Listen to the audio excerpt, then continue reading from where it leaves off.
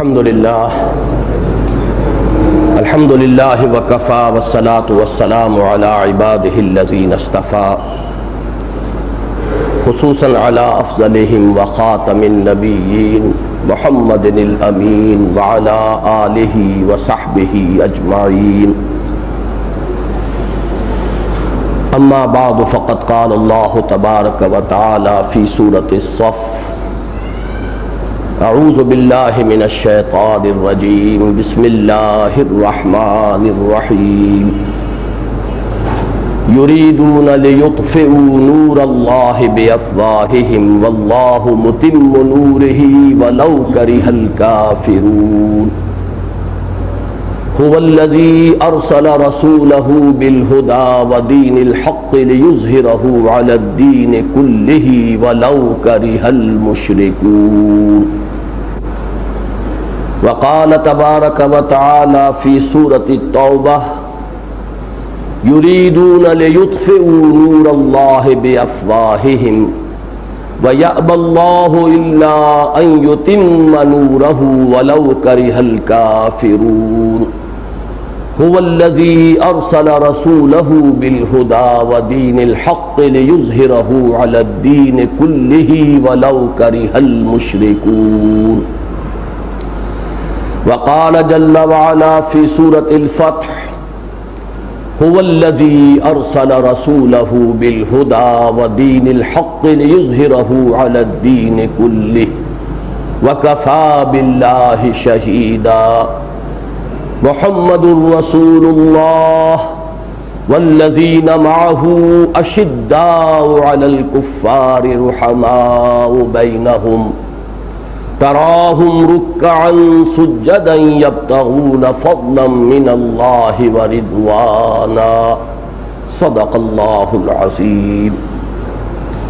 رب اشرح لي صدري ويسر لي امري واحلل عقدة من لساني يفقهوا قولي.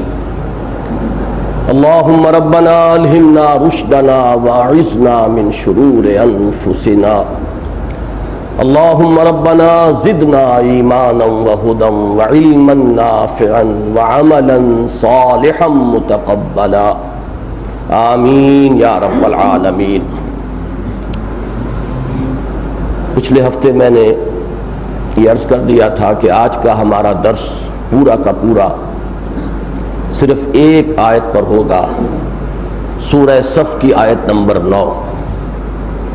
پچھلے درس میں ہم سورہ صف کی ابتدائی 8 آیات کا مطالعہ کر چکے ہیں. جمعے میں بھی میں نے اس کا اعلان کر دیا تھا اور آج اخباری اطلاع بھی آپ حضرات کے نظر سے گزر چکی ہوگی کہ ہمارے آج کے درس کا اگر ویسے عنوان معین کیا جائے تو وہ یہ ہے کہ بعثت محمدی علی صاحب الصلاۃ والسلام کا منتہائے مقصود اسلام کا عالمی غلبہ. یہ آیہ مبارکہ جو ہمارا آج کا موضوع ہے، سب سے پہلے میں اس کی جو اہمیت ہے وہ چند حوالوں سے آپ حضرات کے سامنے رکھ دینا چاہتا ہوں.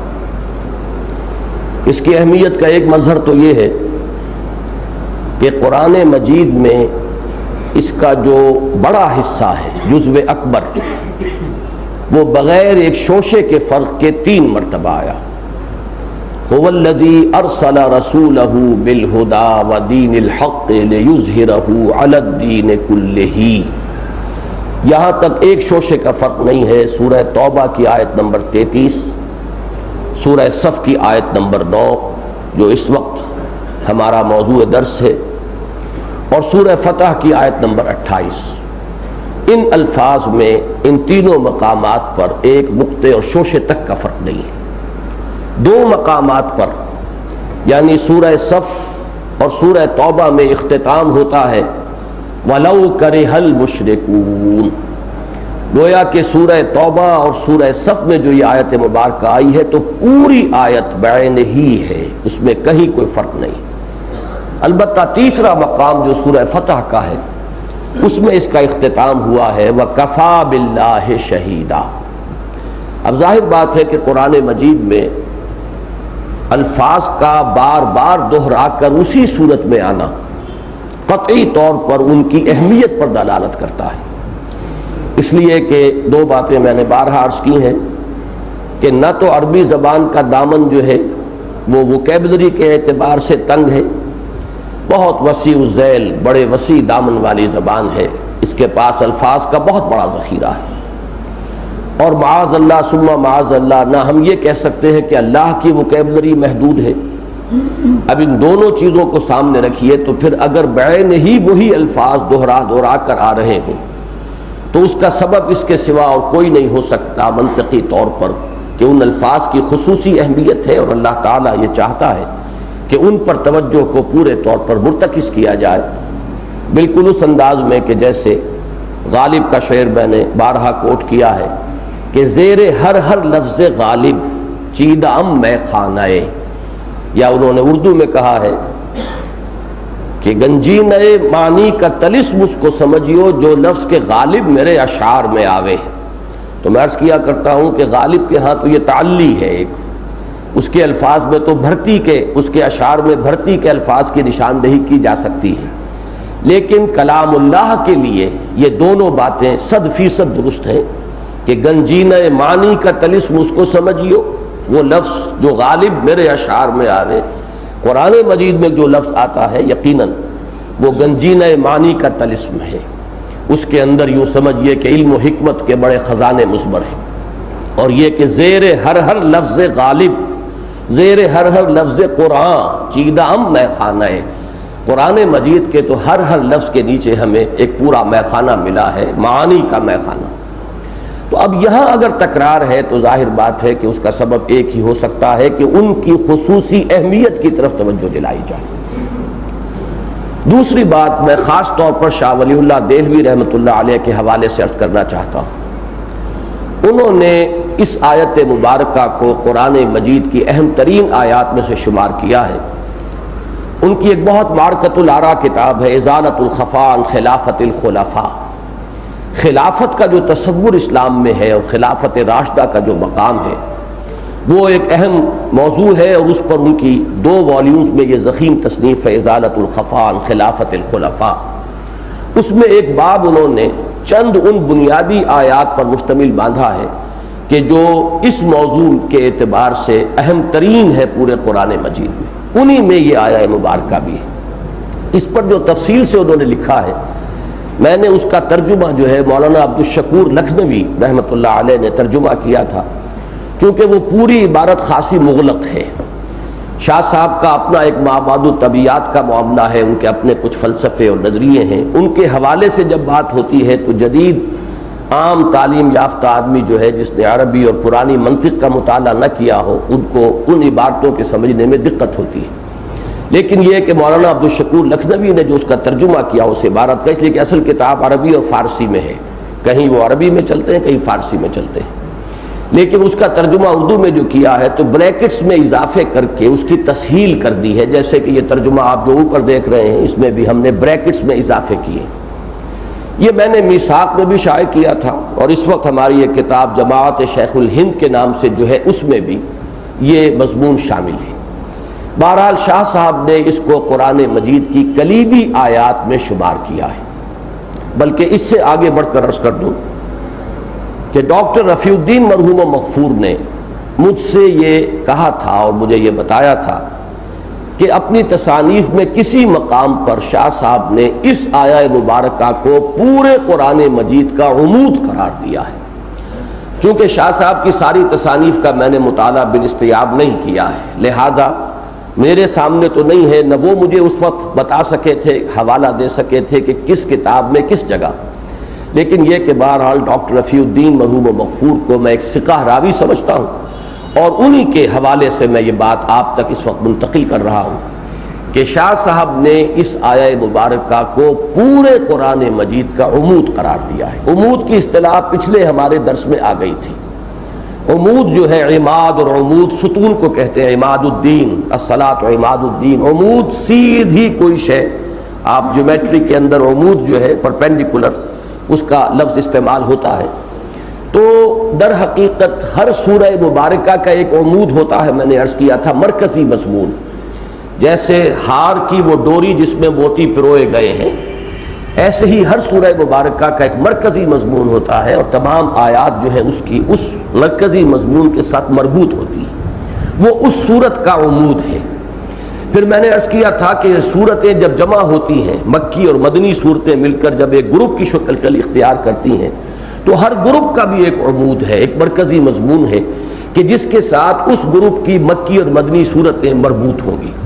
اب یہاں اگر یہ روایت صحیح ہے اور شاہ صاحب کی طرف اس قول کی نسبت درست ہے، تو گویا کہ پورے قرآن مجید کا بھی ایک عمود قرار دیا ہے شاہ صاحب نے، اور وہ یہ الفاظ مبارکہ ہے، هو الذی ارسل رسولہ بالہدی ودین الحق لیظہرہ علی الدین کلہ۔ یہ دو باتیں تو شاہ صاحب کے حوالے سے۔ آپ کے علم میں ہوگا کہ مولانا عبید اللہ سندھی مرحوم اگرچہ آخری زندگی میں ان کے جو نظریات ہو گئے تھے ان کے بارے میں اختلاف رائے ہے اور اختلاف روایت بھی ہے۔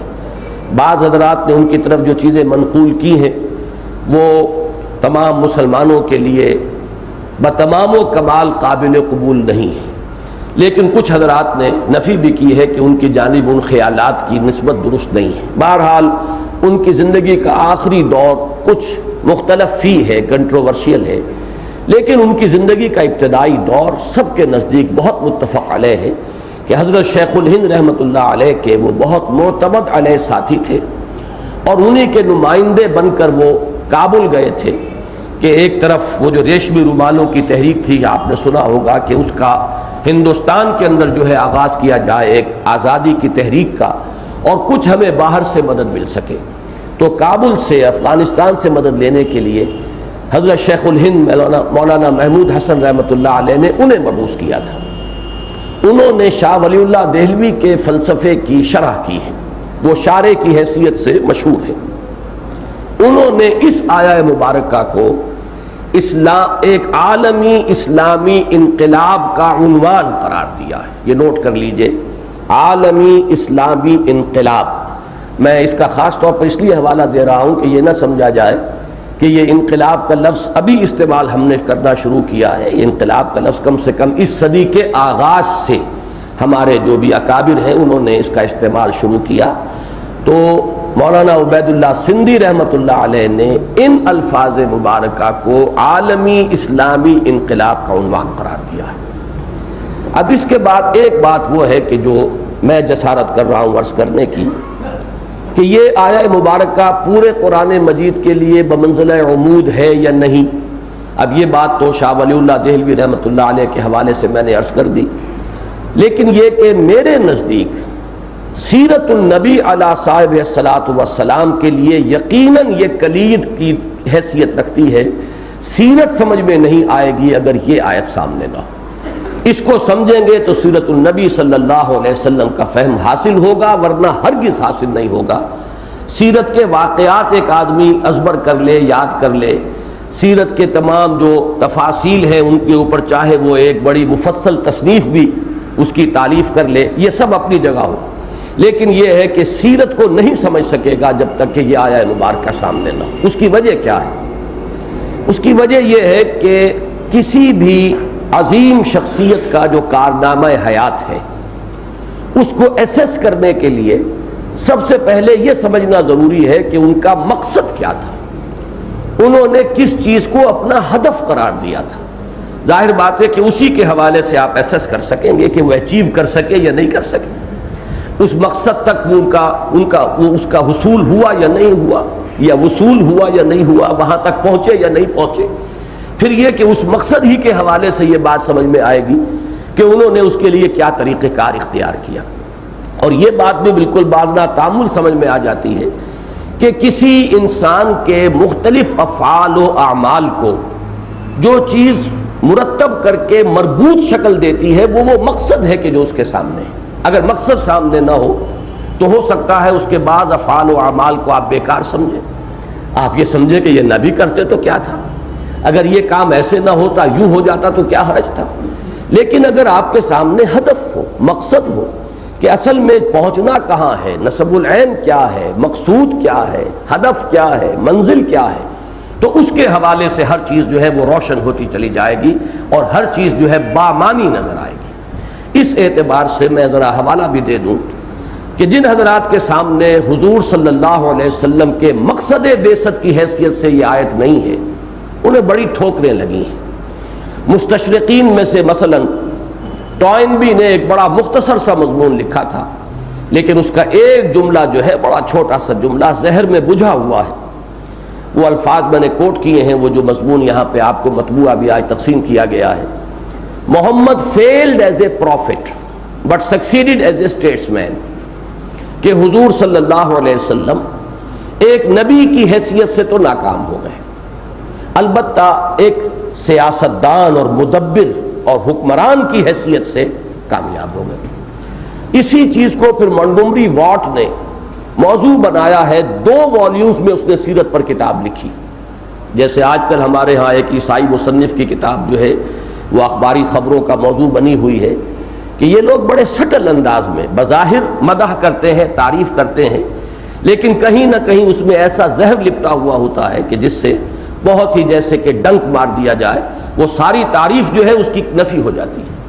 تو یہ لوگ تو در حقیقت ان کی کوئی حیثیت نہیں ہے، لیکن پروفیسر مونٹگومری واٹ ظاہر بات ہے کہ وہ پوری دنیا میں ایک سیلیبریٹڈ اسکالر ہے، اور یہاں تک کہ انہیں یہاں بھی چند سال پہلے بلایا گیا تھا، جو عالمی سیرت کانفرنسز ہوتی ہیں ہمارے ہاں سالانہ، ان میں وہ مدعو کیے گئے۔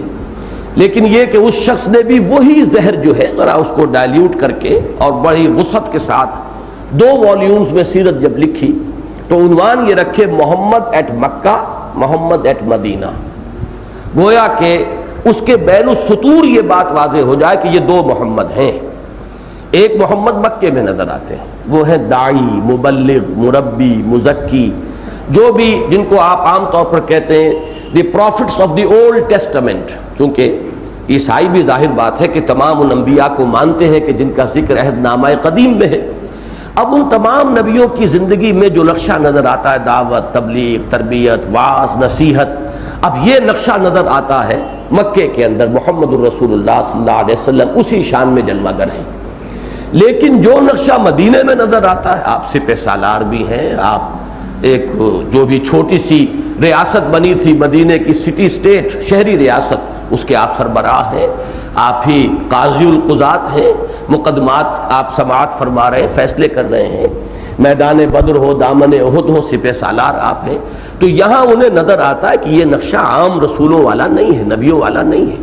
حضرت مسیح علیہ السلام کی سیرت میں یہ نقشہ کہیں انہیں نظر نہیں آتا، حضرت یحییٰ علیہ السلام کی سیرت میں یہ نقشہ نظر نہیں آتا، اور ان کے 2 عظیم ترین یوں سمجھیے کہ جو بزرگ ہیں یا ہیروز جو ان کے ہیں، وہ حضرت مسیح ہیں، جیزس آف نزارت، یا حضرت یحییٰ ہے جان دی بیپٹسٹ، اور انہی کے حوالے سے ان کے تصورات بنے ہیں۔ تو یہ تصور در حقیقت دیا گیا ہے کہ اگرچہ حضور صلی اللہ علیہ وسلم کے لیے جتنے بھی قابل تعریف الفاظ ہو سکتے ہیں، آپ کا سیاسی تدبر، آپ کی معاملہ فہمی، آپ کی موقع شناسی، آپ کی انتظامی صلاحیت، آپ کا انسانوں کو پہچاننا، ان کی صلاحیتوں کو صحیح طور پر استعمال کرنا، جو ایک مدبر اور منتظم اور ایک سٹیٹسمین کی صلاحیتیں ہو سکتی ہیں، اس کے اعتبار سے تمام سپرلیٹیوز جو ہے استعمال کر دیے ہیں مونٹگومری واٹ نے۔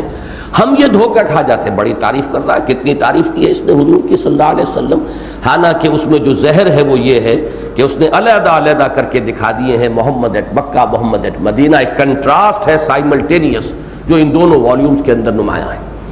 یہ چیز اصل میں سمجھ میں آ سکتی ہے، اور یہ تضادات کچھ اور بھی ہیں۔ مثال کے طور پر ایک تضاد تو مکی اور مدنی دور میں نظر آتا ہے، ظاہری تضاد، ظاہری کا لفظ یہاں ایڈ کر لیجئے، وہ تو یہ ہے کہ مکی دور میں حکم یہ ہے کہ چاہے تمہارے ٹکڑے کر دیے جائیں، ہاتھ نہ اٹھاؤ، کوئی جوابی کارروائی نہیں۔ مدنی دور میں یہ ہے کہ اینٹ کا جواب پتھر سے دو، بدلہ لو، اور جیسا تمہارے ساتھ کیا گیا ہے، اخرجوہم من حیث اخرجوکم، نکالو انہیں وہاں سے جہاں سے انہوں نے تمہیں نکالا، اور انہیں قتل کرو جیسے کہ وہ تمہیں قتل کرتے۔ اب بظاہر تو تضاد ہے، لیکن یہ تو مکی اور مدنی دور کا تضاد ہوا، ذرا فصل اس میں زیادہ ہے۔ اس کے علاوہ ایک طرح جو تضاد نظر آتا ہے، ظاہری تضاد، وہ یہ ہے کہ سن 6 میں صلح حدیبیہ کے وقت حضور بظاہر بہت ہی گر کر صلح کر رہے ہیں، ایسے معلوم ہوتا ہے جیسے قریش جو ہیں وہ چھائے ہوئے ہیں اور وہ ڈکٹیٹ کر رہے ہیں ٹرمز جو چاہتے ہیں، ویری ان ایکول ٹرمز ہیں کہ جن پر مصالحت ہو رہی ہے۔ یہی وجہ ہے کہ صحابہ کرام تمام کے تمام سخت مضطرب ہیں، سوائے حضرت ابو بکر رضی اللہ تعالیٰ عنہ کی شان تو یہ نظر آتی ہے کہ وہ اضطراب نہیں ہے، لیکن یہ کہ باقی سب مضطرب ہیں کہ یہ کیا ہو رہا ہے، کیوں ہو رہا ہے۔ لیکن 2 سال بعد جب قریش کی طرف سے وہ صلح ٹوٹ گئی تو پھر اب قریش کا سردار چل کر مدینے آیا ہے تجدید صلح کے لیے۔ ابو سفیان رضی اللہ تعالیٰ عنہ بعد میں ایمان لے آئے، صحابی ہیں، اس وقت تک وہ ایمان نہیں لائے تھے، اور وہ قریش کے سردار ہیں۔ وہ آئے ہیں مدینے، سفارشیں کروا رہے ہیں، حضرت علی سے مل رہے ہیں، اور بعض صحابہ سے مل رہے ہیں، اپنی جو دختر نیک اختر ہیں حضرت ام حبیبہ جو حضور کے گھر میں ہے، زوجہ محترمہ ہے، ان کے پاس حاضر ہوتے ہیں، اسی طرح ان سے میں جو ہے سفارش کرا سکوں، لیکن حضور صلح کرنے کے لیے تیار نہیں، تجدید صلح پر آمادہ نہیں، حضور رخ پھیر لیتے ہیں، بات سنتے نہیں۔ یہ تضاد ہے بظاہر، یہ سارے تضادات ریزالو ہوتے ہیں اگر یہ بات سمجھ میں آ جائے کہ ایک ہدف ہے معین، جانا ادھر ہے، ہر مرحلے پر اس ہدف کے اعتبار سے طے ہوگا کہ اس وقت کیا کرنا ہے کیا نہیں کرنا۔ کبھی اگر دبنا ہے بظاہر تو اس ہدف کے لیے دبنا ہے، اور کبھی نہیں دبنا ہے تو اس ہدف کے پیش نظر دبنا ہے، نہیں دبنا ہے۔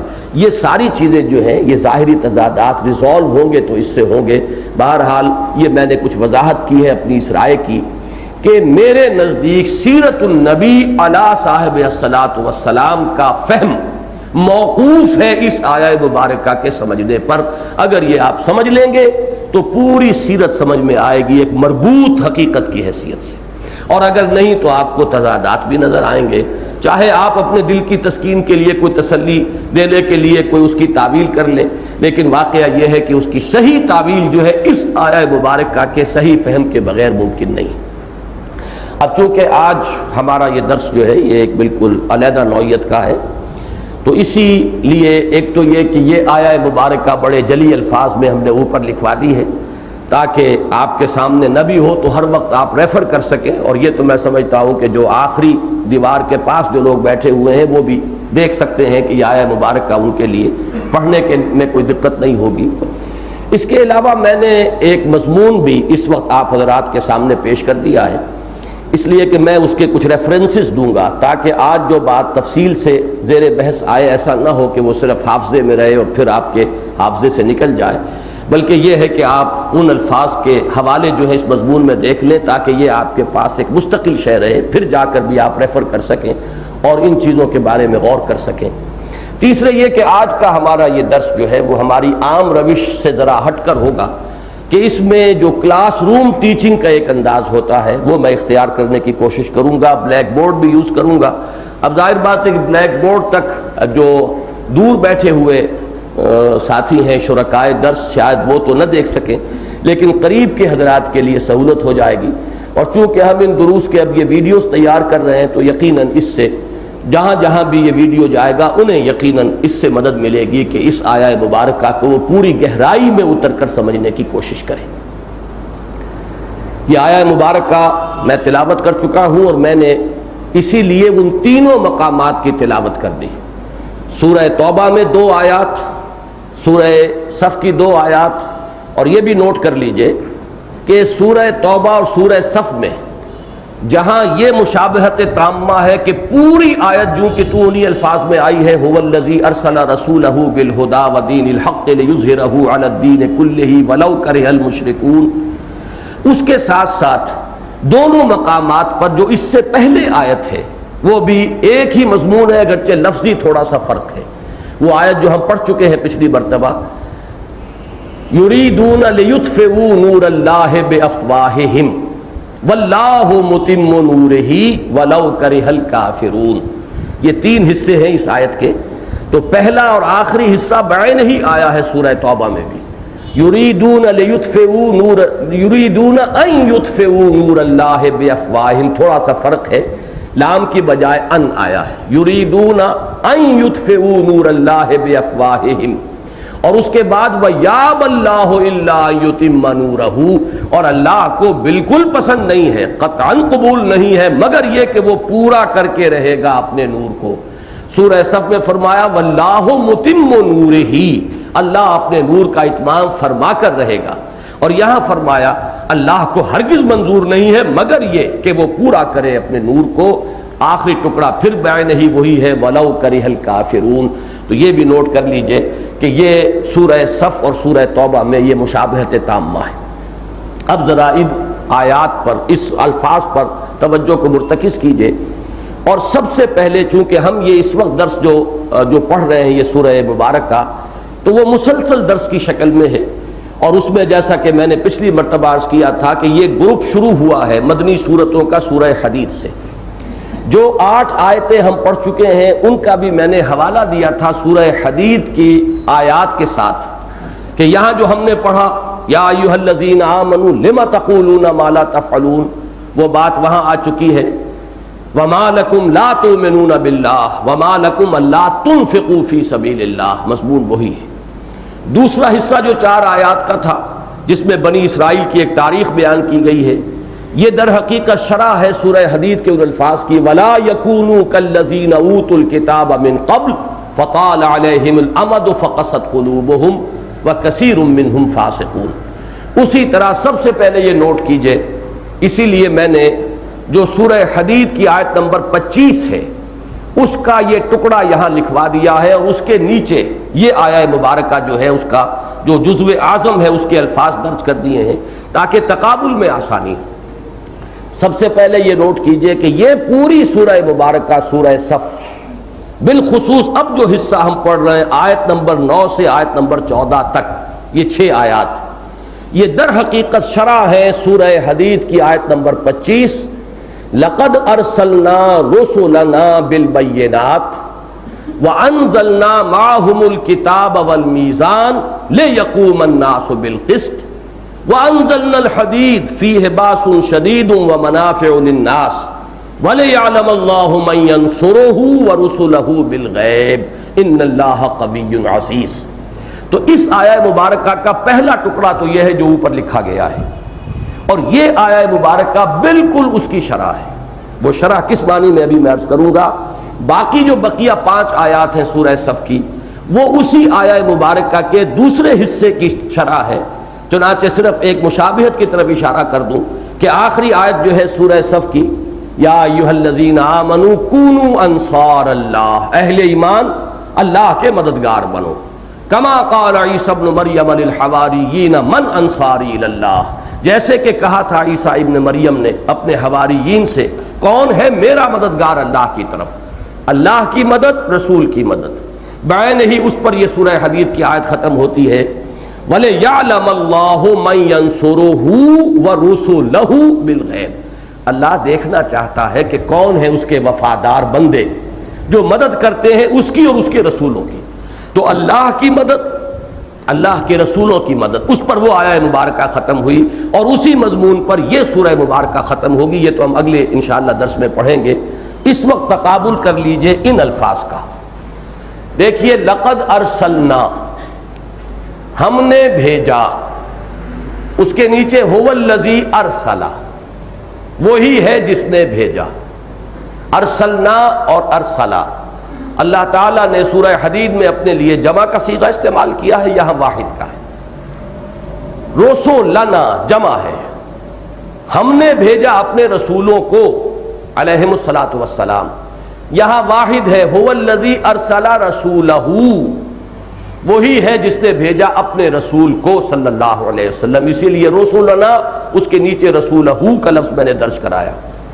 یہ بے کے ساتھ جو ہے با کو اس قدر طویل اس لیے کیا ہے کہ وہاں بے سے شروع ہوا بالبینات وانزلنا معهم الکتاب والمیزان. وہاں 3 چیزوں کا ذکر ہے.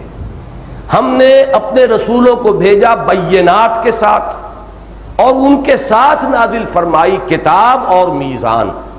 گویا کہ جب اس کو جمع کے صیغے میں بیان کیا ایک یونیورسل ٹروتھ کی حیثیت سے تمام رسولوں کے لیے، تو 3 چیزیں شمار کی، بینات، اور بینات کے معنی نشانیاں، اور یہاں پہ مراد ہے معجزے. رسولوں کو معجزے دیے گئے جو ان کے رسول ہونے کو اظہر من الشمس کر دیں، مبرہن کر دیں کہ یہ اللہ کے رسول ہیں. اور پھر 2 چیزیں اور دی گئیں، الکتاب اور المیزان. یہاں ہم دیکھتے ہیں جب تقابل کرتے ہیں کہ 2 چیزیں رہ گئیں، بالہدا و دین الحق. اس کا سبب کیا ہے؟ بہت اہم نقطہ ہے، اسے نوٹ کیجئے کہ اس لیے کہ حضور صلی اللہ علیہ وسلم کا سب سے بڑا معجزہ بھی قرآن ہی ہے، لہذا یہاں الہدا میں بینات بھی شامل ہے۔ اس لیے کہ حضور کے جو معجزے ہیں، اگرچہ بہت سے معجزات ہیں، خرق عادت واقعات بے شمار ہیں، لیکن اصل معجزہ جو ہے، اور معجزہ اصل میں کہتے کسے ہیں؟ اعجزا یعجز اعجازا، عاجز کر دینا۔ معجزہ کے معنی ہے وہ شے جو عاجز کر دے، جس کے لیے چیلنج کیا گیا ہو کہ آؤ مقابلہ کر لو۔ جیسے حضرت موسیٰ علیہ السلام کا معجزہ جو تھا عصا، اس کا مقابلہ ہوا اور جادوگروں نے منہ کی کھائی۔ اسی طریقے سے قرآن مجید حضور کے جس معجزے کو چیلنج کی صورت میں پیش کرتا ہے وہ قرآن مجید ہے۔ وَإِن كُنتُمْ فِي رَيْبٍ مِّمَّا نَزَّلْنَا عَلَىٰ عَبْدِنَا فَأْتُوا بِسُورَةٍ مِّن مِّثْلِهِ، چیلنج ہے۔ لہذا حضور کا اصل معجزہ قرآن ہے، اور سورہ حدید ہی میں اس کے لیے وہ الفاظ آ چکے ہیں۔ آیت نمبر 8 میں هو الذی، آیت نمبر 9 هو الذی ينزل على عبده آیات بینات لیخرجکم من الظلمات الى النور۔ گویا کہ تمام رسولوں کے ضمن میں اگر ہم تین چیزیں کہیں گے، معجزے، کتاب اور میزان، تو وہاں حضور صلی اللہ علیہ وسلم کے ذکر میں وہ صرف دو چیزیں ہو گئیں، الہدا یعنی قرآن حکیم، اس لیے کہ یہی حضور کا سب سے بڑا معجزہ بھی ہے، اور المیزان نے شکل اختیار کی ہے دین حق۔ اب یہ مکمل ہو کر اب یہ میزان کامل ہو گئی ہے دین حق کی شکل میں۔ آگے چلیے، لے یقوم الناس بالقسط، یہ لام کو پھر یہاں پر جمع کیجئے، لے یظہرہ علی الدین کلہ، لے یقوم الناس بالقسط، یہ لام ایک دوسرے کے نیچے آئے ہیں کہ اللہ نے اپنے تمام رسولوں کو بھیجا معجزے دے کر، کتاب دے کر، میزان دے کر، کس لیے؟ تاکہ لوگ عدل پر قائم ہو۔ جو نظام عدل و قسط دیا اللہ نے، جس رسول کے ذریعے جو نظام دیا اس کو وہ نافذ کریں، اور تاکہ لوگ اس پر کاربند ہوں، ورنہ فائدہ کیا ہوا؟ بہترین نظام عدل و قسط آپ نے کتاب میں لکھ دیا لیکن وہ نافذ نہ ہو تو اس کا فائدہ کیا ہوا؟ لوگوں کو تو اس سے کچھ حاصل نہیں ہوگا۔ تاکہ لوگ قائم ہو انصاف پر، یہ ہے اصل ہدف، یہ ہے مقصد، ورنہ یہ تمام ایکسرسائز ان فیوٹیلٹی قرار پائے گی، جسے آپ کہتے ہیں کہ بیکار کی بات ہے۔ کتاب بھی نازل ہو گئی، شریعت بھی آ گئی، حقوق بھی معین ہو گئے، ہر ایک شخص کا حق طے کر دیا گیا، ہر شخص کے فرائض معین ہو گئے، لیکن جب تک لوگ اس پر کاربند نہ ہو، اس کے خیر کا، اس کی برکات کا ظہور تو نہیں ہو سکتا۔ تو لے یقوم الناس بالقسط، بین ہی اس کی جگہ آیا لے یظہرہ علی الدین کلہ، یہ ہدف ہے اب محمد الرسول اللہ صلی اللہ علیہ وسلم کے بعثت کا، تاکہ اسے غالب کر دیں کل کے کل دین پر۔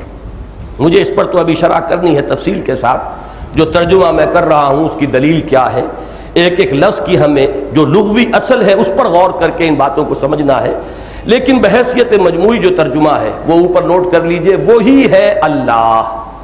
اب یہاں نوٹ کیجئے کہ وہی ہے اللہ، ہوا کی ضمیر اللہ کی طرف کیوں راجع ہو گئی؟ اس لیے کہ اس سے متصلاً قبل جو آیت ہے اس میں اللہ کا ذکر ہے جلی انداز میں، واللہ متم نورہ ولو کرہ الکافرون، اللہ اپنے نور کا اتمام فرما کر رہے گا، خواہ یہ کافروں کو کتنا ہی ناپسند ہو۔ هو الذی، اب یہاں ہوا کا لفظ جو ہے وہ جڑ گیا ہے آیت سابقہ کے ساتھ، وہی ہے، اسی لیے ہم نے بریکٹ میں لکھا وہی ہے اللہ۔ ارسل رسولہ، جس نے بھیجا اپنے رسول کو، مراد کیا ہے؟ محمد صلی اللہ علیہ وسلم، یہ ہم نے بریکٹ میں کر دیا۔ الہدا یعنی قرآن حکیم، اور دین حق یعنی اسلام، ان الدین عند اللہ الاسلام کے ساتھ، تاکہ غالب کر دے اس کو کل کے کل دین پر۔ اور آخری ٹکڑا ہے وَلَوْ كَرِهَ الْمُشْرِكُونَ، خواہ یہ مشرکوں کو کتنا ہی ناگوار۔ اب اس میں ایک ایک لفظ کو لیجئے، جیسا کہ میں نے عرض کیا، ہوا کا معین ہو گیا مفہوم اللہ، وہی ہے اللہ۔ ارسل رسولہ، یہ الفاظ عام ہیں، ہر مسلمان رسول کے لفظ کو بولتا ہے، جانتا ہے۔ ارسلہ یرسلو کے معنی ہے بھیجنا، پیغام دینا، پیغام پہنچانا، اور اس سے جو لفظ بنتا ہے مفعول وہ تو ہے مرسل۔ مرسل وہ ہے جسے بھیجا گیا ہو۔ قرآن مجید میں یہ لفظ بھی آیا ہے، بہت سے حضرات کو آیات یاد ہوں گی، فَلَنَسْأَلَنَّ الَّذِينَ أُرْسِلَ إِلَيْهِمْ وَلَنَسْأَلَنَّ الْمُرْسَلِينَ، مرسلین یہ جمع کا لفظ آیا، مرسلون یعنی وہ کہ جو بھیجے گئے. ہم پوچھ کر رہیں گے ان سے بھی جن کی طرف ہم نے رسولوں کو بھیجا، اور ہم پوچھ کر رہیں گے رسولوں سے بھی. یہی بات فرمائی گئی ہے سورہ کہف میں، وَمَا نُرْسِلُ الْمُرْسَلِينَ إِلَّا مُبَشِّرِينَ وَمُنذِرِينَ. ہم نہیں بھیجتے رہے اپنے رسولوں کو مگر مبشر اور نذیر بنا کر. تو معلوم ہوا کہ ایک تو لفظ کی شکل ہے مرسل یا مرسلون یا مرسلین، دوسری شکل جو زیادہ عام ہے وہ ہے رسول. رسول فعول کے وزن پر ہے اور اس میں ایک مبالغے کا انداز پیدا ہو جاتا ہے. مرسل تو کوئی بھی شخص ہے جو پیغام دے کر بھیج دیا گیا، لیکن رسول کے لفظ میں یہ بات واضح ہوتی ہے کہ ان کا کام ہی پیغام پہنچانا ہے. وہ کوئی جزوی پیغام رساں نہیں ہے، بلکہ تو ان کی تو زندگی کا مقصد، ان کی تمام توانائیوں کا ہدف جو ہے وہ پہنچانا ہے اللہ کی طرف سے پیغام. گویا کہ وہ ان کی زندگی کی نمایاں ترین شے بن جاتی ہے. هو الذی ارسل رسولہ، وہی ہے اللہ جس نے بھیجا اپنے رسول کو صلی اللہ علیہ وسلم. یہاں ذرا ایک بات جو میں عرض کرنے لگا ہوں اس میں تمہیداً عرض کر دوں کہ وہ ذوقی شے ہے، ذوقی بات ہے، اس کو کوئی منطقی دلیل نہ سمجھیے، لیکن ایک ذوق بھی بہرحال ایک شے ہے. جس طریقے سے علامہ اقبال کا وہ شعر ہے، عبد دیگر عبدہو چیزیں دیگر، ما سراپا انتظار و منتظر. عبد اور ہے، عبدہو اور ہے. ہم بھی عبد ہیں، اللہ کے بندے ہیں، لیکن عبدہو محمد الرسول اللہ صلی اللہ علیہ وسلم وہ کسی اور معنی میں عبد تھے. چیزیں دیگر، ان کا رتبہ، ان کا مقام. ما سراپا انتظار، ہم تو ہر وقت انتظار میں رہتے ہیں کہ کبھی اللہ تعالیٰ کی طرف سے کوئی تجلی ہمیں بھی نصیب ہو جائے. بڑا پیارا جملہ ہے ابن سینا کا، بڑا پیارا جملہ ہے کہ اگر تم یہ چاہتے ہو کہ تمہیں بھی اللہ تعالیٰ کی تجلیات میں سے کبھی کوئی حصہ مل جائے، فجاہد فی خلواتک، تو اپنی خلوتوں میں مجاہدہ کرنا پڑے گا، ریاضت کرنا ہوگا، اپنے دل کو صاف کرنا ہوگا کہ آئینہ قلب جو ہے اس میں انعکاس ہو سکے تجلیات ربانی کا. فجاہد فی خلواتک فلعل شعشعۃ تلمع لک، ہو سکتا ہے کہ نصیب جو ہے وہ یاوری کرے اور کبھی کوئی شعاع جو ہے چمک اٹھے اور تمہیں بھی تجلیات ربانیہ سے کوئی حصہ مل جائے.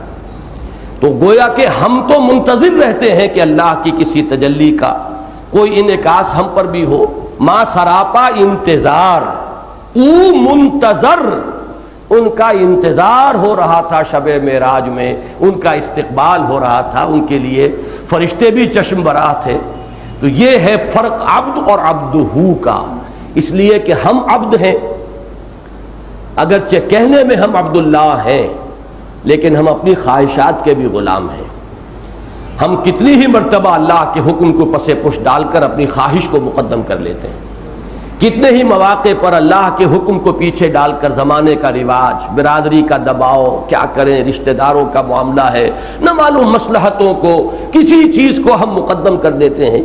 تو ہماری عبدیت جو ہے بے داغ نہیں ہے، ہماری عبدیت بے میل نہیں ہے کہ اس میں کوئی ملاوٹ نہ ہو. ایک وہ عبدیت کاملہ ہے جو بے داغ ہے، جس میں کہیں کوئی ملاوٹ نہیں ہے. وہ صبغت اللہ جو ہمہ تن ہمہ وجوہ پوری شخصیت میں سراج کر گیا ہے، وہ ہے عبدہو. گویا کہ عبد کامل ہے محمد الرسول اللہ صلی اللہ علیہ وسلم. تو عبد دیگر عبدہو چیزیں دیگر، ما سراپا انتظار و منتظر. اسی طور سے مجھے محسوس ہوتا ہے کہ ان آیات مبارکہ میں یہ جو لفظ آیا ہے هو الذی ارسل رسولہ، یہ بالکل وہی انداز ہے، وہی رخ ہے. اور میں نے جب اس کی تحقیق کی، اگرچہ رسولنا، اب اللہ تعالیٰ نے اپنی طرف جمع کے صیغے میں رسولوں کو منسوب کیا ہے، نسبت دی ہے اپنی ذات کی طرف، ہمارے رسول. لیکن عجیب بات ہے، یہ بھی میں اس کو ایک حسن اتفاق کہوں گا، اگرچہ قرآن مجید کے بارے میں یہ لفظ اتفاق درست نہیں ہے. جو شے ہے وہ الحق ہے اور وہ آئی ہے تو قطعی ہے اور یقینی ہے. میں حیران ہوا، معجم المفہرس کا میں نے جائزہ لیا کہ رسولہ یا رسولہ یا رسولہ، یہ لفظ پورے قرآن میں سوائے محمد الرسول اللہ کے اور کسی کے لیے نہیں آیا صلی اللہ علیہ وسلم. اب یہ اتفاق تو نہیں ہو سکتا لیکن یہ کہ میں اسے کوئی منطقی دلیل بھی یعنی قرار نہیں دے رہا ہوں، ایک ذوقی بات ہے۔ لیکن ایک لفظ میں یہاں پہ اضافہ کرنا چاہتا ہوں کہ رسولہ، جیسے عبدہ، عبد دیگر، عبدہ چیزیں دیگر، اس میں لفظ کا اضافہ کیا، عبد کامل ہے محمد الرسول اللہ صلی اللہ علیہ وسلم، اسی طریقے سے رسول کامل ہے محمد الرسول اللہ صلی اللہ علیہ وسلم۔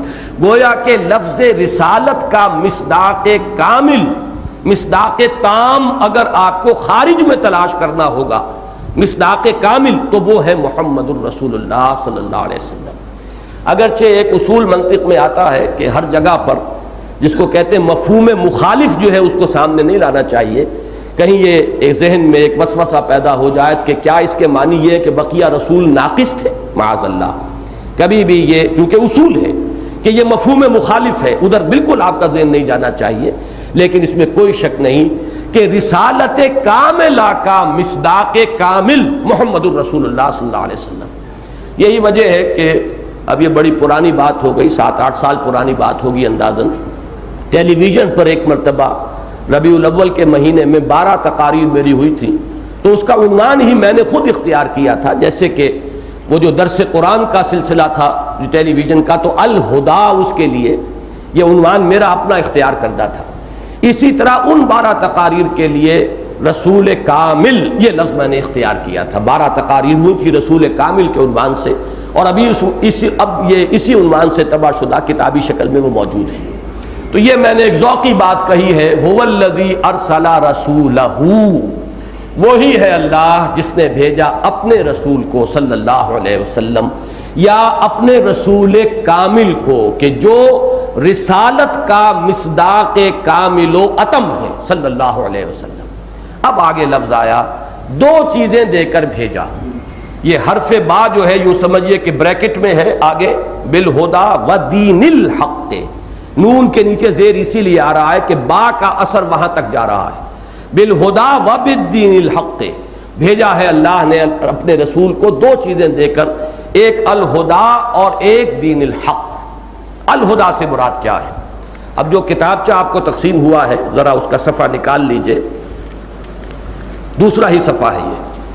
میں نے یہاں 5 حوالے دیے ہیں یہ معین کرنے کے لیے کہ اگرچہ اس کا ترجمہ کیا جائے گا ہدایت کے ساتھ، لیکن یہ ہے کہ اس ہدایت سے مراد کیا ہے۔ جو ہم نے بریکٹ میں یہاں اضافہ کیا، یہاں مراد ہے قرآن حکیم۔ اس کے حوالے کیا ہے نوٹ کیجئے، ھدی للمتقین قرآن مجید ہے، سورہ بقرہ کی یہ بالکل ابتدا میں الفاظ آئے ہیں۔ ھدی للناس، یہ جب رمضان مبارک کا اور روزوں کا ذکر آیا ہے، شہر رمضان الذی انزل فیہ القرآن ھدی للناس وبینات من الھدی والفرقان۔ آگے چلیے، وَلَٰكِن جَعَلْنَاهُ نُورًا نَهْدِي بِهِ مَن نَّشَاءُ مِنْ عِبَادِنَا، یہ سورہ شورى کی آیت ہے۔ إِنَّ هَٰذَا الْقُرْآنَ يَهْدِي لِلَّتِي هِيَ أَقْوَمُ، یہ سورہ بنی اسرائیل کی آیت ہے۔ إِنَّا سَمِعْنَا قُرْآنًا عَجَبًا يَهْدِي إِلَى الرُّشْدِ، یہ سورہ جن کی آیت ہے۔ تو ہدایت بشکل فعل جب آ رہا ہے قرآن مجید کی طرف، اور ھدی للناس ھدی للمتقین یہ ہے قرآن حکیم، اس میں تو کسی اشتباہ کی گنجائش نہیں۔ اب یہاں پر یہ ھدن پر الف لام لگ گیا ہے، یہ ہے اصل میں بات جو سمجھنے کی ہے کہ اس سے فرق کیا واقع ہوتا ہے۔ عربی زبان کا یہ قاعدہ جو ہے اکثر حضرات کے علم میں ہوگا کہ یہ ہے نکرہ، یہ کامن ناؤن ہے ہدایت، اور قرآن مجید میں آیا ہے تورات کے لیے بھی، فیہا ھدی و نور، تورات میں بھی ہدایت بھی تھی، نور بھی تھا۔ انجیل کے بارے میں آیا فیہ ھدی و نور، اس میں ہدایت بھی تھی اور نور بھی تھا۔ لیکن اب یہاں قرآن کے لیے لفظ جو آیا ہے الف لام کے اضافے کے ساتھ، الہدا، اور عربی زبان میں یہ مفہوم بالکل وہ ہو جاتا ہے جیسے اے مین، اس کا جو انگریزی میں مفہوم ہے، اور دی مین، اس کے درمیان جو فرق ہے زمین و آسمان کا ہے۔ اے مین کوئی بھی انسان، اور دی مین اب معین ہو گیا۔ عربی زبان میں الف لام جو مادے جو مفہوم دیتا ہے وہ تو لمبی بحث ہو جائے گی، لیکن یہ کہ معہود ذہنی کے پہلے سے کوئی چیز ذہن میں موجود ہو، اس کی طرف اشارہ کیا جا رہا ہو الف لام کے ذریعے سے، معہود خارجی خارج میں کسی چیز کا تذکرہ پہلے آ چکا ہو اس کی طرف اشارہ ہو رہا ہو، یا پھر اس میں حصر ہوتا ہے، تمام اس کے جتنے بھی اجزاء ہو سکتے ہیں، افراد ہو سکتے ہیں، ان کو جمع کیا جائے، یا جنس کہلاتا ہے، جنس کسی شے کی نوعیت اور جنس جو ہے اس کے اندر اس کا احاطہ ہو جائے۔ یہاں پر جو مفہوم میں لیتا ہوں وہ یہ ہے کہ ہدایت کاملہ، یہ ہدایت جو ہے کہ جو وحی کے ذریعے سے تمام انبیاء کرام پر آتی چلی گئی۔ تورات میں ہدایت تھی، انجیل میں ہدایت تھی، موسیٰ ہدایت لے کر آئے، نوح علیہ السلام ہدایت لے کر آئے، یہ ہدایت ہے، لیکن یہ ہدایت اب کامل ہو گئی ہے الہدا میں، قرآن حکیم میں۔ علامہ اقبال کا وہ شعر، جیسا کہ میں نے پچھلے سبق میں بھی کچھ اشعار نوٹ کرائے تھے، کچھ فارسی کے بھی کچھ اردو کے بھی، یہاں نوٹ کیجئے، بڑا پیارا ہے یہ ان کا شعر۔ نوع انسان را پیام آخرین حامل او رحمت للعالمین۔ اب یہ آخری پیغام ہے، اور آخری کے ساتھ کامل کا لفظ اضافہ کیجئے، اب اس میں آ کر وہ ہدایت خداوندی کامل ہو گئی۔ اس میں بھی میں نے اپنے اس کتابچے کے اندر بحث کی ہے، وہ پڑھ لیجئے گا، لیکن میں وہ تو ذرا آگے جا کر اس مضمون میں آئے گا، لیکن میں یہیں پر وضاحت کر دینا چاہتا ہوں کہ در حقیقت وہ جو مفہوم مخالف ذہن میں آئے گا، تو کیا تورات کی ہدایت ناقص تھی؟ کیا انجیل کی ہدایت ناقص تھی؟ اس مفہوم کو تو ذہن سے نکال دیجئے۔ البتہ ایک اعتبار سے یہ بات درست ہے، اور وہ اعتبار کیا ہے اسے سمجھ لیجئے۔ نوع انسانی کا ذہن اور فکر کے اعتبار سے ارتقاء ہوا ہے۔ ہمیشہ سے انسان اپنے فکر اور شعور کے اعتبار سے اس سطح پر نہیں تھا جس سطح پر آج ہے۔ جیسے کہ ایک فرد کا عہد طفولیت ہے، بچپن ہے، پھر وہ جوان ہوتا ہے، پھر پختگی کو پہنچتا ہے۔ ایک پختگی جسمانی ہوتی ہے، وہ 18-20 برس کا نوجوان جو ہے اب جسمانی اعتبار سے مکمل ہے، اپنی پختگی کو پہنچ گیا ہے۔ ایک شعور اور فکر اور نفسیاتی پختگی کی عمر ہے، جس کو قرآن مجید نے 40 برس معین کیا ہے، حتی اذا بلغ شدہ وبلغ 40 سنۃ، یہاں تک کہ جب انسان اپنی پوری پختگی کو پہنچتا اور 40 برس کا ہو جاتا ہے۔ تو جس طرح ایک فرد کا معاملہ ہے، اسی طریقے سے پوری نوع انسانی کا بھی معاملہ ہے۔ اس کا بھی ایک عہد طفولیت تھا، پھر اس کی جوانی کا دور آیا، پھر اس کے شعور کی پختگی، عقل کی پختگی کا دور آیا ہے۔ اب ظاہر بات ہے کہ جیسے ایک بچے کو آپ تعلیم دینا چاہیں، تو چاہے پرائمری کے بچے کے لیے آپ کسی پی ایچ ڈی کو بٹھا دیں، پی ایچ ڈی ہے، وہ سب کچھ اس نے جو ہے پڑھ لیا ہے، سمجھ لیا ہے، لیکن وہ اس بچے کو تو نہیں دے سکتا وہی سب کچھ جو کچھ اس کے ذہن میں ہے، اسے تو اس کی ذہنی سطح کے مطابق دینا ہوگا۔ اب آپ کو معلوم ہے کہ ارسطو کا تعلیق، یہ سکندر کا تعلیق ارسطو تھا۔ ارسطو عقل کی کس سطح پر ہے؟ آج بھی وہ ایک گویا کہ امام مانا جا رہا ہے پوری دنیا کے اندر، ایک خاص نقطۂ نظر جو ہے اس کے اندر وہی ہے، اب بھی امام کی حیثیت سے مسلم۔ لیکن یہ کہ سکندر کی سطح جو بھی رہی ہوگی مختلف ادوار میں، ظاہر بات ہے کہ ارسطو اپنا کل علم اور فہم اور کل حکمت جو ہے وہ اس کو ابتدائی سٹیجز کے اندر تو نہیں دے سکتا تھا۔ تو اللہ تعالیٰ کا علم کامل، اللہ کی ہدایت کامل ہے، وہ تو ہمیشہ سے ازل سے، اس کی صفات تو مستقل ہیں اور ازلی ہیں، لیکن نوع انسانی کو جو ہدایت اور رہنمائی دی گئی ہے وہ درجہ بدرجہ بڑھی ہے، اور اس درجہ بدرجہ بڑھنے میں جان لیجئے کہ یہ جو ہدایت آتی رہی سابقہ صحیفوں میں، کتابوں میں، اس لیے کہ حضرت ابراہیم علیہ السلام کے لفظ کے ساتھ صحیفہ آتا ہے، صحف ابراہیم و موسیٰ، پھر حضرت موسیٰ علیہ السلام کے لیے باضابطہ نام کے ساتھ تورات ہے، پھر زبور ہے، پھر انجیل ہے، پھر یہ کہ اور بہت سے نبیوں کے صحیفے ہیں جو اولڈ ٹیسٹامنٹ کے اندر جمع کیے گئے ہیں، اگرچہ ان کی صحت کی کوئی ضمانت نہیں ہے، لیکن بہرحال یہ نہیں کہا جا سکتا کہ کل کے کل وہ جھوٹ پر یا فیبریکیشن ہی پر مشتمل ہے۔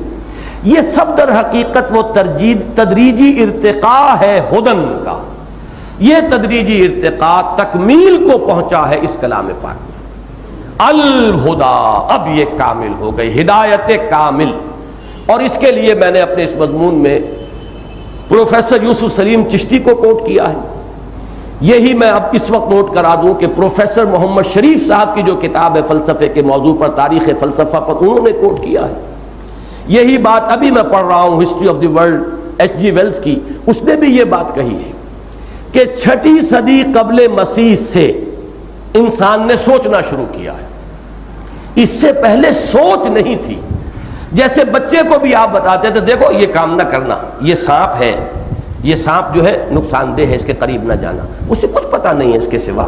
لیکن یہ کہ آپ نے بتایا, پہلے جو ہے ڈوز اینڈ ڈونٹس دیے گئے, یہ کرو یہ نہ کرو.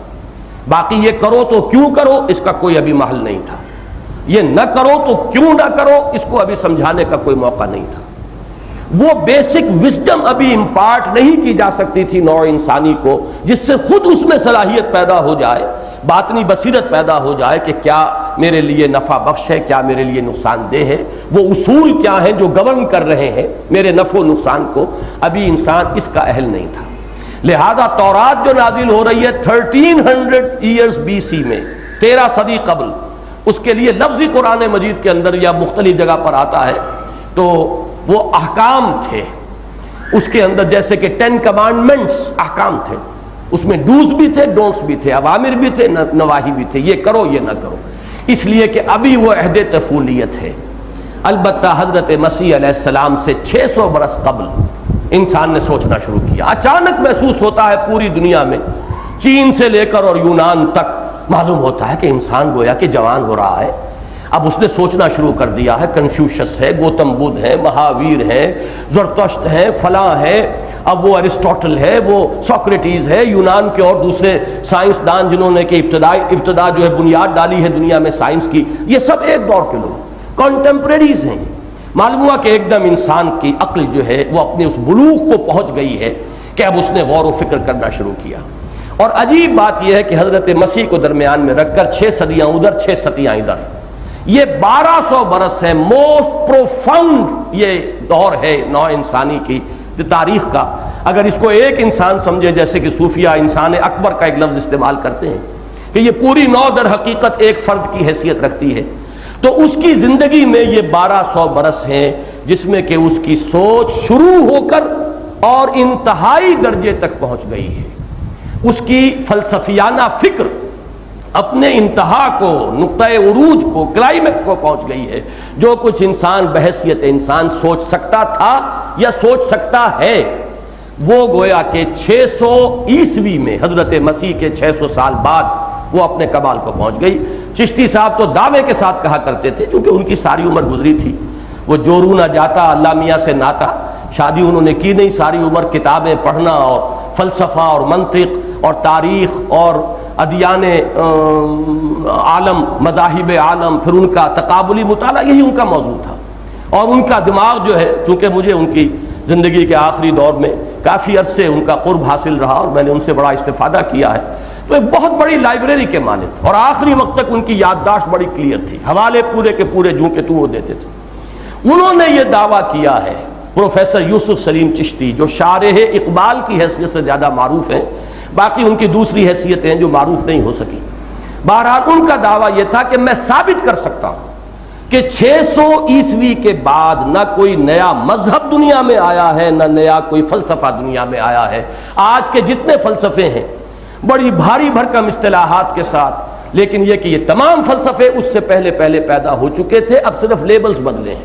شراب وہی ہے, صرف لیبلز بدل گئے. ایگزسٹانشلزم ہو یا لاجیکل پازیٹیوزم ہو یا امپیریسزم ہو, جو بھی یہ مختلف الفاظ ہیں, ان سب کا وہ کہتے ہیں کہ تمام فلسفے مکمل ہو چکے تھے. اس کو میں نے تفصیل سے اس میں لکھا ہے, وہ پڑھیے گا اور ایک ایک حرف کو اپنے ذہن کے اندر بٹھانے کی کوشش کیجیے کہ اس حقیقت کو اچھی طرح سمجھیے کہ فکر انسانی, اس ایک نقطہ پھر آپ کے ذہن میں وسوسے کے انداز میں آ سکتا ہے, اور وہ یہ ہے کہ سائنس کا ارتقاء تو ہو رہا ہے. سائنس تو بڑی ہی اب ہے اس دور میں, اس میں کوئی شک نہیں.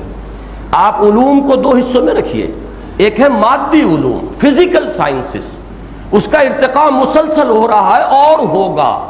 ابھی ہم نہیں کہہ سکتے کہ کہاں تک یہ انسان پہنچے گا. اور واقعہ یہ ہے کہ جن چیزوں کی خبر دی ہے حضور صلی اللہ علیہ وسلم نے, دجالیت کے عنوان سے, یہ سائنس ان دجالیت کی ان تمام حدود تک پہنچ کر رہے گی. یہ تو ہے اس سائنس کے ارتقاء کا معاملہ.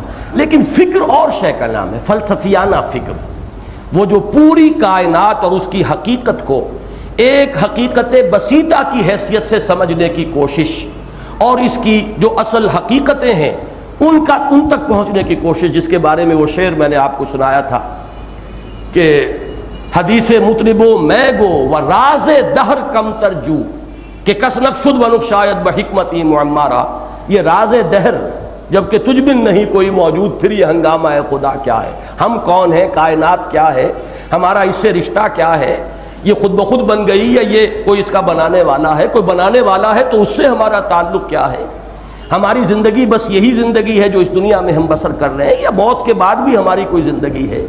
تو یہ تمام وہ مسائل ہیں کہ جن کا سائنس سے کوئی تعلق نہیں۔ اسی لیے آپ دو حصوں میں تقسیم کرتے ہیں، فزکس اینڈ میٹا فزکس۔ تو میں جس چیز کا ذکر کر رہا ہوں وہ میٹا فزکس ہے، وہ چیز کے جو ہمارے حواس کے دائرے سے باہر ہے۔ حواس کے دائرے کے اندر جو علوم ہیں انہیں آپ فزیکل سائنسز کہیں گے، ان میں ارتقاء ہو رہا ہے، لیکن وہ فکر انسانی، وہ فلسفیانہ فکر جو ہے، وہ میٹا فزیکل تھاٹ، اس کے مختلف شعبے ہیں، وہ مکمل ہو چکا تھا جب بعثت محمدی ہوئی صلی اللہ علیہ وسلم، اور اس وقت پھر اب الہدا دے دی گئی، ہدایت کاملہ۔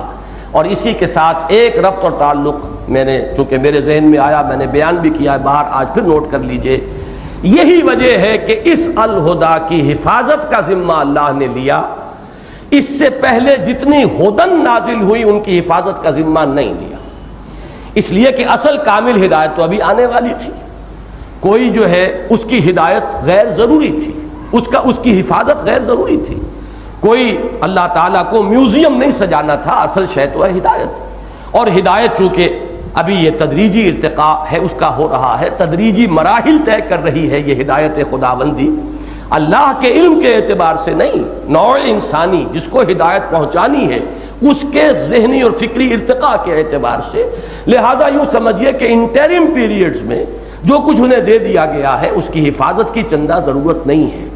ہاں جب وہ ہدایت کاملہ آ جائے گی، جب الہدا بن جائے گا معاملہ، وہاں تک پہنچے گا، اب اس کی حفاظت کا ذمہ لیا جائے گا۔ الیوم اکملت لکم دینکم واتممت علیکم نعمتی، جب یہ اتمام نعمت ہدایت ہو جائے گا تو پھر یہ بھی ساتھ ہی فرما دیا گیا، انا نحن نزلنا الذکر وانا لہ لحافظون، ہم نے ہی اس الذکر کو نازل کیا ہے اور ہم ہی اس کے محافظ ہیں۔ تو یہ ہے الہدا، وہی ہے اللہ جس نے بھیجا اپنے رسول کو صلی اللہ علیہ وسلم، الہدا و دین الحق۔ صاف کرو اسے، اب ذرا زیادہ ثقیل لفظ آ گیا ہے، اس پر ذرا اور ہمیں گہرائی میں غور کرنا ہے۔ صاف کر دو سب۔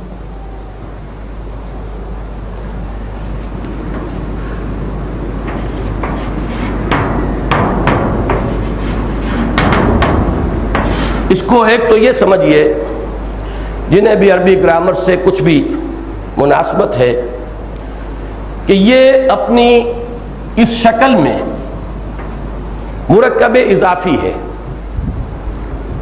حق کا دین، لفظی ترجمہ یہ ہوگا، اگرچہ جب بھی کہیں آپ ترجمہ دیکھیں گے تو اس کو مرکب توصیفی کی شکل میں ترجمہ کیا جاتا ہے، سچا دین۔ مرکب توصیفی عربی زبان میں معلوم ہے آپ کو کہ وہ صفت موصوف بالکل ہم وزن ہوتے ہیں، اگر وہ معرفہ ہے تو وہ بھی معرفہ ہوگا، وہ نکرہ ہے تو وہ بھی نکرہ ہوگا، لیکن یہ کہ یہ مرکب اضافی کی صورت ہے، یہ حق کا دین۔ لیکن ہوتا ہے عربی زبان میں کبھی کبھی مرکب اضافی کی شکل میں مرکب توصیفی لایا جاتا ہے، لیکن دونوں میں کوئی فرق واقع نہیں ہوگا۔ مجھے جو بات اصل میں عرض کرنی ہے وہ یہ ہے کہ نتیجے کے اعتبار سے کوئی فرق نہیں۔ حق کا دین، تو ذات حق کون ہے؟ میں نے دو حوالے دیے ہیں اپنے اس مضمون میں، نوٹ کر لیجئے گا۔ ذالک بان اللہ هو الحق، یہ اس لیے کہ اللہ ہی ہے الحق، حق کامل۔ وہ ایک دعا جو رمضان مبارک میں جو حضرات یہاں تشریف لاتے رہے ہیں اور میرے ساتھ اگر وہ دعائے قنوت میں شامل رہے ہیں، تو ایک دعا حضور صلی اللہ علیہ وسلم کی جو تہجد کی دعاؤں میں بہت مشہور دعا ہے، اس میں الفاظ آتے ہیں انت الحق ووعدک الحق وقولک حق ولقاؤک حق۔ الحق اللہ ہے، اور جو شے اس کے ساتھ نسبت کرے گی وہ الحق ہو جائے گی۔ اللہ خود حق ہے، اس کا قول حق ہے، اس کا وعدہ حق ہے، اس کے ساتھ ملاقات حق ہے، اس کے رسول حق ہیں۔ تو معلوم یہ ہوا کہ اگر اس کا لفظی ترجمہ کریں گے حق کا دین، اور حق کون ہے؟ اللہ، تو مراد کیا ہوئی؟ اللہ کا دین۔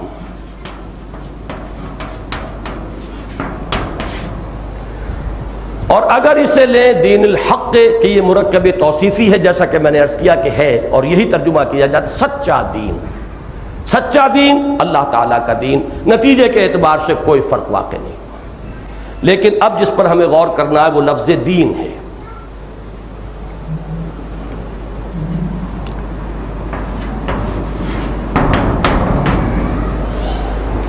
دین کے بنیادی معنی ہیں بدلہ۔ میں نے الفاظ اس میں لکھے ہیں، آپ پڑھیں گے کہ دین کے اساسی معنی وہی ہیں جو اساس القرآن یعنی سورہ فاتحہ میں جس معنی میں یہ لفظ آیا ہے۔ اساس القرآن سورہ فاتحہ ہے، اس کی تیسری آیت ہے مالک یوم الدین، جزا و سزا کے دن کا مالک۔ اور جزا اور سزا دونوں کے لیے ایک لفظ آ جائے گا بدلہ، بدلے کے دن کا مالک۔ دین کے معنی بدلہ۔ میں نے بہت سے حوالے دیے ہیں، میں چاہتا ہوں کہ آپ اس کتابچے کو جا کر پڑھیں اور ان تمام چیزوں کو ذہن نشین کریں۔ اگر دین کا کوئی کام کرنا ہے اور اس نہج پر کرنا ہے جس پر محمد الرسول اللہ صلی اللہ علیہ وسلم نے کیا ہے، تو اس آیہ مبارکہ کو سمجھنا اور اس درجے سمجھنا کہ آگے سمجھا سکیں، یہ بہت لازم ہے۔ ورنہ وہی اشتباہات رہیں گے۔ ہدف کے بارے میں ہی اگر انسان جو ہے معین نہ رہے، اپنے ذہن میں واضح نہ رہے اور اس کا دل ٹھکا ہوا نہ ہو، تو پھر تو عملی اعتبار سے تو وہ نقشہ پیدا ہو کر رہے گا جو علامہ اقبال نے کہا ہے کہ آہ وہ تیر نیم کش جس کا نہ ہو کوئی ہدف۔ ہدف معین ہے تو پھر تیر سیدھا جائے گا، ہدف ہی کوئی نہیں تو کوئی ادھر جا رہا ہے کوئی ادھر جا رہا ہے، تو ہدف کا تعین کرنے والی آیہ مبارکہ ہے۔ اب دین کے معنی بدلا، اسی میں ایک لفظ کا میں نے اضافہ کیا ہے۔ عربی زبان کے دو میں نے مصرے دیے ہیں، دنّاہم کما دانو، ہم نے ان کے ساتھ وہی کچھ کیا جیسا کہ انہوں نے ہمارے ساتھ کیا تھا، بدلہ۔ امرؤ القیس کا مصرع ہے۔ ایک کہاوت ہے عربی زبان کی، کما تدینو تدانو، جیسے تم کرو گے، جیسے ہم اردو میں کہتے ہیں جیسے کرو گے ویسے بھرو گے۔ یہ صفحہ 4 پر یہ تمام حاشیوں کے اندر موجود ہیں حوالے۔ دنّاہم کما دانو کما تدینو تدانو، جیسا کرو گے ویسا بھرو گے۔ اور اسی میں اضافہ کیجئے ایک لفظ کا، دین۔ دین عربی زبان میں کہتے ہیں قرض کو۔ حروف اصلیہ وہی ہیں، دین میں جو حروف ہیں وہی اس میں ہے، فرق صرف زبر زیر کا ہے۔ دین کسے کہتے ہیں؟ جو واپس آئے، آئے یا نہ آئے توقع ہوتی ہے کہ واپس آئے گا، کوئی کھا کے مر جائے تو بات دوسری ہے، لیکن دین اور ہبہ یا ہدیہ، گفٹ کرنا، ہدیہ کرنا، ہبہ کرنا، یہ ہے کہ آپ نے دے دیا، آپ کو اس کا کوئی بدل نہیں چاہیے، اس کی واپسی کی آپ کو کوئی توقع نہیں، وہ اس کو آپ تحفہ کہیں گے، ہدیہ کہیں گے، ہبہ کہیں گے، وہ تو ہے، یا خیرات کہیں گے، صدقہ کہیں گے، یہ وہ شے ہے جو یک طرفہ ہے جس کو واپس نہیں لوٹنا۔ اور دین وہ شے ہے جو واپس آئے، جیسے کہ بدلہ جو ہے کسی عمل کا وہ واپس آتا ہے، وہ ریباؤنڈ ہے اس کا، جو آپ نے کیا اس کا ایک بدلہ ہے جو آپ کو آ رہا ہے۔ یہ یوں سمجھیے کہ آواز جیسے کہ واپس آتی ہے، اس کی جو آواز کی ریباؤنڈ ہوتا ہے، اسی طریقے سے تو دین اور دین حروف اصلیہ کے اعتبار سے بات ایک ہی ہے۔ اب اس سے آگے تفصیلی بحث تو پڑھیے گا بعد میں، اس سے آگے اب چونکہ یہ تو لفظ تھا عربی زبان کا جس کو کہ قرآن مجید نے اختیار کیا، اس کو اب اصطلاح کی شکل دی ہے۔ اصطلاح میں اس کے اب 2 درجے اور معین کیجئے جو لفظ بدلہ کے اندر موجود ہیں، امپلائڈ ہے۔ نمبر 1، بدلہ کوئی دینے والی ہستی ہوتی ہے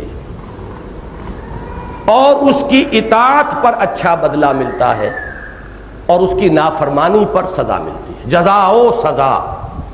اس میں یہ 2 کانسیپٹ شامل ہو گئے، لہذا دین کے معنی میں اولاً اطاعت کا مفہوم شامل ہوا، اور دوسرے قانون، وہ قاعدہ اور ضابطہ جس کے تحت جزا و سزا ہوگی۔ اب یہ لفظ کثرت کے ساتھ قرآن میں آیا ہے، خاص طور پر مخلصین لہ الدین، میں نے پوری وضاحت کر دی ہے اس میں قرآن مجید میں کتنی مرتبہ یہ آیا ہے، 2 مرتبہ مخلص لہ الدین، ایک مرتبہ مخلصا لہو دینی، 6 مرتبہ مخلصین لہو الدین کے لفظ اطاعت اور بندگی اور فرما برداری کو اللہ تعالیٰ ہی کے لیے خاص کرنے کے معنی میں آئے۔ وما امروا الا ليعبدوا الله مخلصین لہ الدین حنفاء، اور انہیں حکم نہیں ہوا تھا مگر اس کا کہ وہ صرف اللہ کی بندگی کریں، اسی کے لیے اپنی اطاعت کو خالص کرتے ہوئے۔ تو اب جزا و سزا یا بدلہ سے آگے بڑھ کر اطاعت اور کوئی قانون اور ضابطہ جس کے تحت کہ وہ جزا و سزا ہو رہی ہو، یہ 2 اضافی تصور شامل ہوئے، اور ان سب کو جمع کیجئے تو اب نوٹ کیجئے دین قرآن مجید کی اصطلاح میں کس شے کا نام ہے؟ کسی ہستی کو مطاع مطلق مان کر، ایک لفظ کو سمجھیے اچھی طرح، کسی ہستی کو مطاع مطلق مان کر اس کی اطاعت کے اصول پر پورے نظام زندگی کو استوار کیا جائے تو وہ نظام زندگی اس ہستی کا دین قرار پائے گا۔ کسی ہستی کو مطاع مطلق مان کر اس کی اطاعت کے اصول پر جب زندگی کا پورا نقشہ بنایا جائے گا تو اس کا مجموعی نام اس ہستی کا دین ہوگا۔ اب اس کو یوں سمجھیے، سورہ یوسف میں آیا ہے ایک لفظ دین الملک۔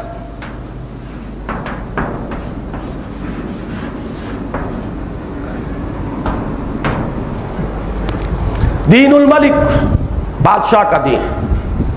حضرت یوسف علیہ السلام اپنے بھائی بنیامین کو اپنے پاس روکنا چاہتے تھے، لیکن حضرت یوسف وہاں سوورن نہیں تھے، حاکم نہیں تھے کہ جو چاہیں کریں، بلکہ ایک بہت بڑے افسر تھے، آپ وزیر خزانہ کہہ لیں، چیف سیکریٹری کہہ لیں، جو چاہیں کہیں، عزیز مصر تھے، شاہ مصر نہیں تھے۔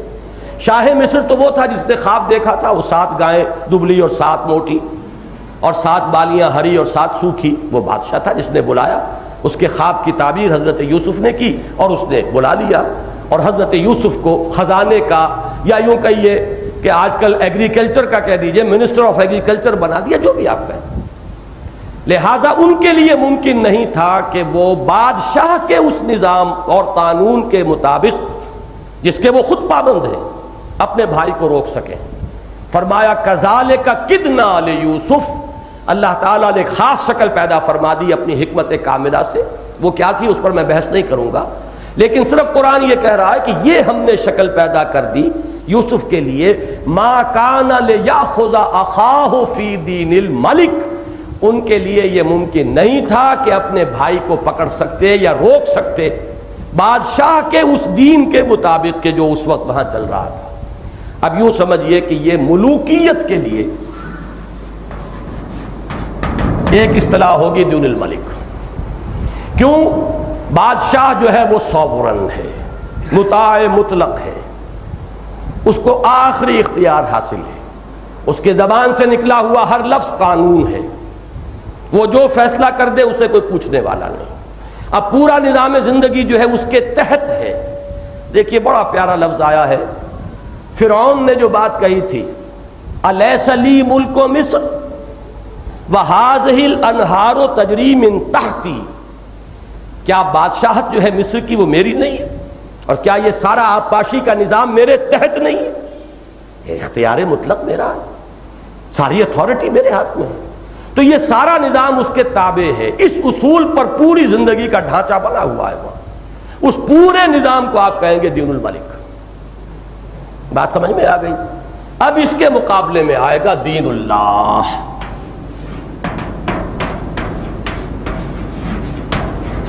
قرآن مجید میں 3 ہی جگہ آیا ہے دین الحق، اور 3 ہی جگہ دین اللہ بھی آیا ہے۔ وَرَأَيْتَ النَّاسَ يَدْخُلُونَ فِي دِينِ اللَّهِ أَفْوَاجًا، اللہ کا دین۔ سورہ نور میں فرمایا وَلَا تَأْخُذْ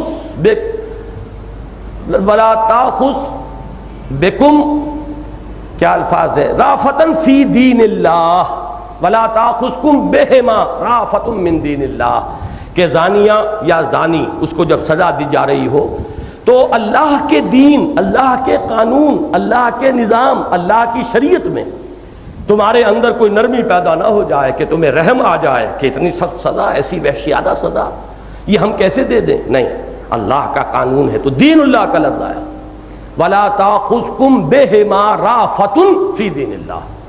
تو دین اللہ اب کیا ہوگا؟ دین اللہ, اللہ کو مطاع مطلق مان کر اس کے تحت پوری زندگی کا نظام استوار کرنا, یہ دین اللہ ہے. کوئی شے بھی اس سے باہر نہ رہ جائے. مخلصین لہ الدین, دین کل کا کل اس کے لیے ہو. وَيَكُونَ الدِّينُ كُلُّهُ لِلَّهِ, دین کل کا کل اس کے لیے ہو جائے. یعنی اطاعت منقسم نہ رہے. اچھی طرح سمجھیے کہ یہاں تو اللہ کی مانیں گے, یہاں اپنی طور پر کر لیں گے, نہیں. ہاں ایک بات اچھی طرح یہاں سمجھ لیں, جہاں اللہ ہی نے کسی کو اختیار دے دیا ہو وہ اسی کے تابع ہوگا. ہمارے رسول کا حکم مانو, رسول کو یہ اختیار اللہ نے دیا ہے.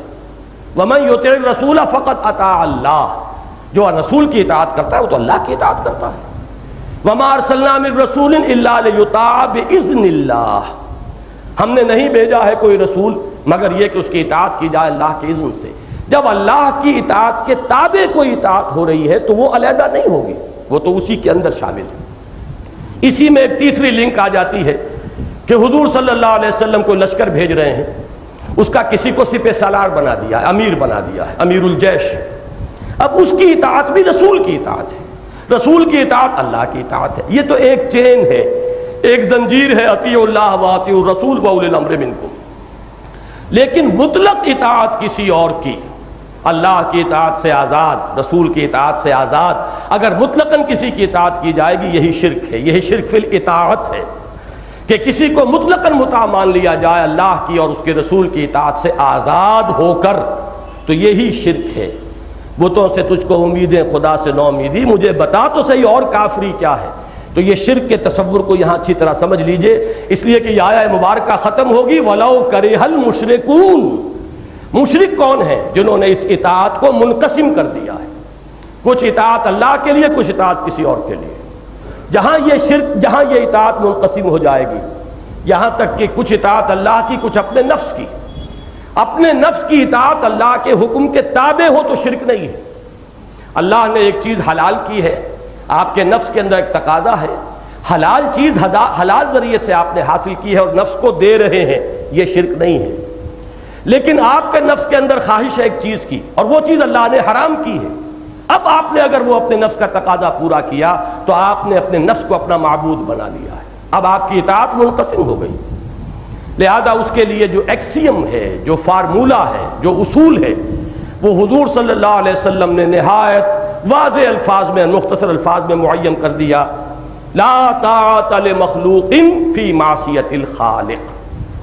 مخلوق میں سے کسی کی اطاعت نہیں ہوگی جس میں خالق کی معصیت لازم آ رہی ہے.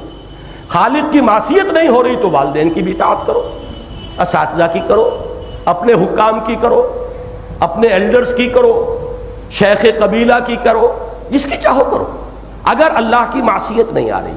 لیکن جہاں معصیت ہوئی, اگر نفس کی اطاعت کی گئی ہے اللہ کی معصیت میں, تو نفس آپ کا معبود بن گیا.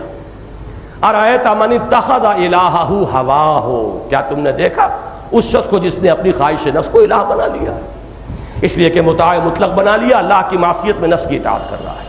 معاشرے کی اطاعت, کسی اور نظام کی اطاعت, جہاں بھی اللہ کی اطاعت سے آزاد ہو کر اور جہاں اللہ کی معصیت لازم آ رہی ہو اگر کی جائے گی وہی شرک ہو جائے گی. تو اب یہ سمجھیے کہ مخلصین لہ الدین, اب دین کے معنی یہاں اطاعت کے ہیں. اب تیسرا لفظ میں ایڈ کرنا چاہتا ہوں. آج کل کا جو بہت ہی محبوب نظام ہے ہمارا پوری دنیا میں, وہ دین الجمہور ہے. یہ لفظ قرآن مجید میں نہیں آیا ہے, لیکن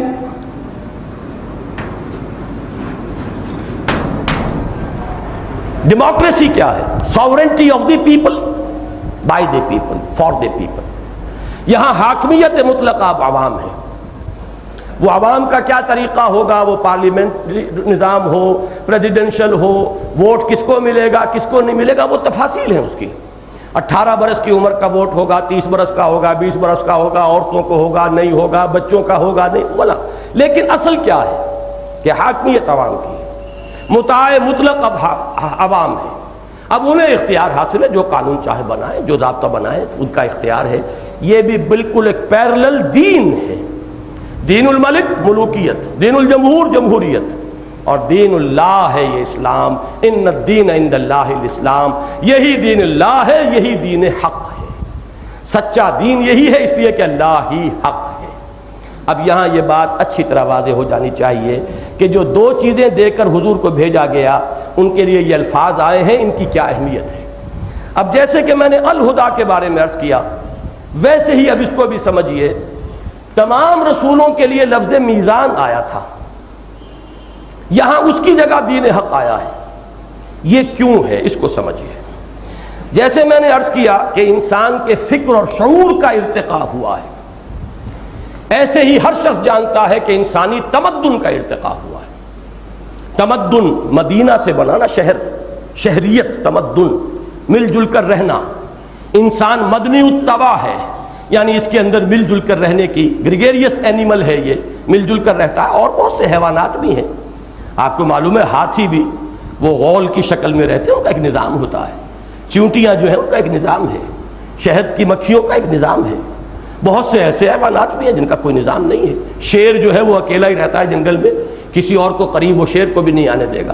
تو یہ اپنی اپنی جبلتیں ہیں. انسان مدنی الطبع ہے، گریگیریس اینیمل ہے. لیکن یہ جو تمدن ہے یہ بھی ہمیشہ سے تو اس سطح پر نہیں تھا جس سطح پر آج ہے، بلکہ اس نے سٹیج بائی سٹیج، لَتَرْكَبُنَّ طَبَقًا عَنْ طَبَقٍ، درجہ بدرجہ جو ہے ارتقاء کیا ہے. مثلا میں گنوا دیتا ہوں جلدی سے. ایک دور وہ تھا جب کہ ہمارے آباء و اجداد غاروں میں رہتے تھے. جو جس غار میں ہے I am the monarch of all I survey، وہ وہاں کا مالک مطلق ہے. کوئی نظام ہے ہی نہیں، کوئی کسی کی سننے والا نہیں. جنگل کا قانون ہے، طاقت ہے، نہ کوئی سٹریٹ لائٹس ہیں، نہ کوئی سڑکیں ہیں کہ کارپوریشن بنانے کی ضرورت پیش آئے. گویا کہ انفرادیت ہی انفرادیت ہے، کوئی اجتماعیت نہیں ہے. اگر آپ انفرادیت اجتماعیت کہیں گے تو صرف خاندان کا معاملہ تو ہوگا. وہ ایک انسان، ایک مرد، ایک عورت یا چند عورتیں اس کے ساتھ، اس کے تابع، اور اس کے بچے، اس کا وہ خود بخود ایک ہیڈ آف دی فیملی بن گیا. اس سے زیادہ کوئی اجتماعیت نہیں تھی. اس سے اگلا قدم آیا جب کہ قبائلی نظام قائم ہوا. آپ قبائلی نظام کا لفظ سمجھیے، یہ نظام ہے باقاعدہ. ایک شیخ قبیلہ ہے، اس کا حکم ہر ایک کو ماننا ہے. مشورہ آپ دے دیجئے، لیکن یہ کہ شیخ قبیلہ کی بات چلے گی آخری، وہی کنونس ہو جائے تو بات اور ہے. Otherwise he holds the veto in his hands. پھر یہ ہے کہ قبیلے کی رسم ہے، رواج ہے. جو بھی فرد وہاں پیدا ہو رہا ہے وہ ان رسوم کا پابند ہوگا لا محالہ، whether you like it or not. لیکن تم فلاں قبیلے کے ہو اور ہمارے قبیلے کے یہ رسم ہے، یہ رواج ہے، کرنا ہوگا. معلوم ہوا کہ اب بندشیں، جیسے جیسے نظام آیا بندشیں پڑنی شروع ہوئی. یہ اس بات کو نوٹ کر لیجئے، نظام در حقیقت اس کا منطقی نتیجہ بندشیں. اب آزادی جو ہے اس پر قدغنیں آ رہی ہیں. اس کے بعد تیسری سٹیج تھی تمدنی ارتقاء کی. شہری ریاستیں قائم ہو گئیں. چند قبیلے ایک شہر میں رہ رہے ہیں. اب آپ اس کو یوں سمجھیے، ہر قبیلہ اپنی جگہ ایک یونٹ ہے. ایک شیخ قبیلہ ہے، ان کا رسم ہے، ان کا رواج ہے، اور دوسرا قبیلہ ہے، اس کے رسوم ہے. لیکن اب چونکہ ایک شہر میں رہ رہے ہیں، لہذا کچھ چیزیں انہیں باہمی معاملات طے کرنے کے لیے طے کرنی پڑیں گی، فیصلہ کرنا ہوگا.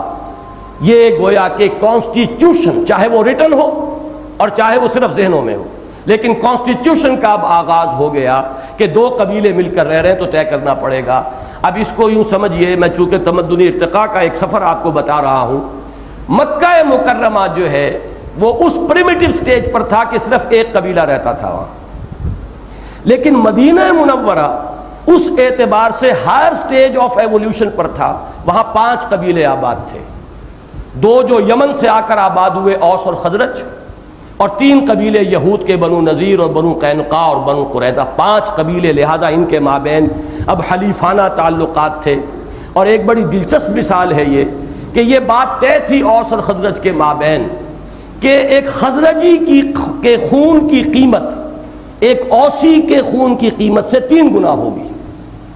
اب آپ غور کیجئے، کوئی ایک نوجوان، باہمت نوجوان، سیلف رسپیکٹ رکھنے والا نوجوان، وہ اوس کے قبیلے میں پیدا ہو گیا ہے. یہ تو اتفاق ہے نا. اس کا خون کھولتا ہوگا کہ کیا میری جان کی قیمت اس خزرجی کے مقابلے میں 1/3 ہے. لیکن ماننا پڑے گا، آپ کے قبیلے نے طے کر رکھا ہے خزرجی کی جان کی قیمت 3 گنا ہے تمہاری جان سے، اس لیے کہ خزرج کا قبیلہ بڑا تھا، اس شہر میں رہنا ہے تو اس کی بالادستی ماننی پڑے گی۔ یہ معاملہ تھا اوس اور خزرج کے مابین۔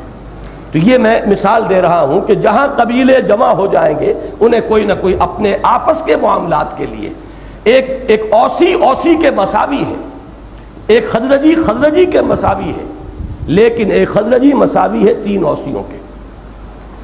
اب اس سے اگلی سٹیج وہ تھی کہ بڑی بڑی ایمپائرز قائم ہوئی،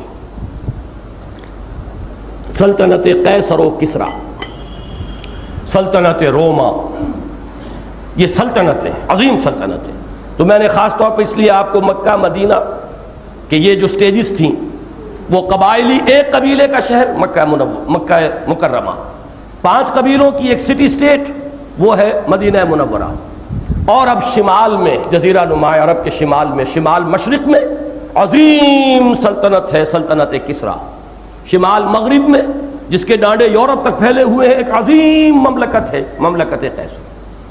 ان مملکتوں میں کیا تھا، اب یہ اجتماعی نظام کی بندشیں اتنی گہری ہو گئیں، اتنی سخت ہو گئیں، اتنی ظالمانہ ہو گئیں، بادشاہ ہے، اس کے ٹھاٹھ باٹ ہیں، اس کا محل ہے، پومپ اینڈ شو ہے، پھر فوجیں ہیں، پھر نیچے وہ اس کے جاگیردار ہیں، ان کے بڑے بڑے جو اساتین مملکت ہیں، اور عام انسان ان کا کمی کاری بن کر رہ گیا ہے، رعایت اور رعیت بن کر رہ گیا ہے، خون پسینہ کسان کر رہا ہے زمین پر، لیکن اس کا لائنس شیئر جو ہے وہ جاگیردار لے گیا ہے، اور جاگیردار سے پھر اس کا شیئر حصہ رسنی جو ہے وہ دربار میں پہنچ رہا ہے۔ کوئی بیچارہ صنعت و حرفت والا کرگے پر بیٹھا ہوا اپنا پسینہ گرا گرا کے اس نے کوئی کپڑا بنا ہے، کوئی کھدر بنا ہے، لیکن یہ ہے کہ اس کے اوپر ٹیکس لگ رہا ہے شدید ترین، اس کی محنت کی کمائی جو ہے اوپر جا رہی ہے، چینلز بن گئے ہیں۔ اب انسان ہیز اور ہیو ناٹس کے اندر تقسیم ہو گیا ہے، اب تمیز بندہ و آقا وجود میں آ گئی ہے، حاکم و محکوم، اور عام انسان جو ہے ہیومینٹی ایٹ لارج وہ پسی ہوئی ہے ان بندھنوں کے اندر، ان جکڑ بندیوں کے اندر، ان شکنجوں کے اندر کسی ہوئی ہے۔ یہ تھا نظام کہ جس وقت محمد الرسول اللہ صلی اللہ علیہ وسلم کی بعثت ہوئی۔ اب آپ سمجھئے کہ جو انٹرم پیریڈز تھے، جیسا کہ میں نے عرض کیا تھا، ڈوز اینڈ ڈونٹس دیے جاتے رہے، یہ کرو یہ نہ کرو، جیسا جیسا ارتقا ہوا میزان دی جاتی رہی، اس میں تول لیا کرو بھائی کس کا کیا حق ہے، کیا صحیح ہے کیا غلط ہے، یہ میزان ہے۔ لیکن اب دور شروع ہو گیا تھا نظاموں کا، لہذا اب وہ میزان ایک دین حق، ایک کامل نظام زندگی کی شکل میں محمد الرسول اللہ صلی اللہ علیہ وسلم کو عطا ہوئی۔ یہی وجہ ہے دیکھیے کہ لفظ اکمال اس کے لیے آیا، الیوم اکملت لکم دینکم واتممت علیکم نعمتی ورضیت لکم الاسلام دینا۔ یہ اتممت علیکم نعمتی الہدا کے اعتبار سے، اس لیے کہ نعمت در حقیقت ہدایت ہے، یہ میں پہلے عرض کر چکا ہوں۔ مطلق نعمت صرف نعمت ہدایت ہے، ہر شے نعمت بنتی ہے اگر نعمت ہدایت ساتھ شامل ہو، دولت بھی نعمت ہے اگر نعمت ہدایت ہو، اولاد بھی نعمت ہے اگر نعمت ہدایت ہو۔ اس کو مائنس کر لیجئے اس ہدایت کو، تو نہ اولاد نعمت ہے، نہ دولت نعمت ہے، نہ اقتدار نعمت ہے، نہ حکومت نعمت ہے، کوئی شے نعمت نہیں۔ تو نعمت مطلق صرف ہدایت ہے۔ تو وہ ہدایت کی نعمت جو ہدن کے تدریجی مراحل طے کرتے ہوئے محمد الرسول اللہ صلی اللہ علیہ وسلم پر الہدا کی شکل میں مکمل ہو گئی، اس کو تعبیر کیا اتممت علیکم نعمتی، تم پر میں نے اتمام فرما دیا اپنی نعمت کا۔ اور وہ میزان کہ جو حقوق اور فرائض کا توازن، کس کا کیا حق ہے، کس کی کیا ذمہ داری ہے، بیوی کے کیا حقوق ہیں، فرائض کیا ہیں، شوہر کے کیا حقوق ہیں، ذمہ داریاں کیا ہیں، والدین کے کیا حقوق ہیں، کیا فرائض ہیں، اولاد کے کیا فرائض ہیں، کیا حقوق ہیں۔ کوئی اگر کسی جگہ پر سربراہ ہے انتظامی اعتبار سے، لفظ حاکم کا مجازن اطلاق کریں گے ہم، حالانکہ حاکم تو حقیقتاً اللہ کے سوا کوئی نہیں، لیکن بہرحال مجازن یہ لفظ استعمال کرتے ہیں۔ اگر کوئی شہر کا حاکم ہے، اس کی ذمہ داری کیا ہے، اس کے فرائض کیا ہیں، اس شہر کے اندر بسنے والے شہریوں کے حقوق کیا ہے، فرائض کیا ہیں۔ یہ میزان ہر دور میں اس کی تمدنی سطح کی مناسبت سے عطا کی جاتی رہی، تاکہ لوگ اس عدل پر قائم رہیں، اس توازن کو برقرار رکھیں، کسی کو اپنے حق سے زائد لینے کا یارہ نہ ہو، جرت نہ ہو، کسی کو اس کے حق سے محروم نہ کیا جائے، لیکن یہ المیزان کامل ہوئی دین حق کی شکل میں محمد الرسول اللہ صلی اللہ علیہ وسلم پر الیوم اکملت لکم دینکم واتممت علیکم نعمتی ورضیت لکم الاسلام دینا، آج میں نے تمہارے لیے تمہارے دین کی تکمیل کر دی اور تم پر اپنی نعمت ہدایت کا اتمام فرما دیا، اور اب آئندہ ہمیشہ ہمیشہ کے لیے میں تمہارے لیے دین کی حیثیت سے اسلام پر راضی ہو گیا۔ یہ اسلام ہی اب ہمیشہ ہمیشہ کے لیے ریکگنائزڈ دین ہے اللہ کے ہاں، جو مقبول ہے، پسندیدہ ہے، جو اللہ تعالیٰ کے ہاں شرف قبول حاصل کرنے والا ہے۔ تو آج ارادہ تو یہ تھا کہ اس آیہ مبارکہ کی ہم تکمیل کریں، لیکن ممکن نہیں ہوا ہے، اور وقت جتنا طے کیا تھا ہم نے وہ پورا ہو گیا ہے، تو میں آج اسی پر ختم کر رہا ہوں۔ بقیہ حصہ جو اصل ہے اب اس کی بحث، یہ سب کچھ تو تمہید ہے، وہی ہے اللہ جس نے بھیجا اپنے رسول کو صلی اللہ علیہ وسلم، یا جیسا کہ میں نے عرض کیا اپنے رسول کامل کو صلی اللہ علیہ وسلم، الہدا یعنی ہدایت کاملہ سے نواز کر، ودین الحق اور کامل اور حق اور سچا اور مبنی بر عدل و انصاف نظام دے کر، کامل دین حق دے کر، یہ سب کچھ کس لیے؟ یہ کس لیے کی بحث تو لام سے شروع ہوگی، جیسے کہ وہاں تھا لے یقوم الناس بالقسط، اب یہاں ہے لے یظہرہ علی الدین کلہ، اور اسی میں لوگوں نے بڑے غلط قسم کے جو ہے معنی دریافت کر لیے ہیں آج کے دور میں۔ اپنی ذمہ داریوں سے بچنے کے لیے انسان فرض کے بوجھ سے چاہتا ہے پہلوتہی کرنا، اور کسی نہ کسی بہانے سے وہ اپنے آپ کو بچانا چاہتا ہے، اس کی ساری بحث لیظہرہ پر آئے گی، لیظہرہ علی الدین کلہ۔ اب اس پر انشاءاللہ تعالی گفتگو آئندہ درس میں ہوگی۔ بارک اللہ لی ولکم فی القرآن العظیم ونفعنی وإیاکم بالآیات والذکر الحکیم۔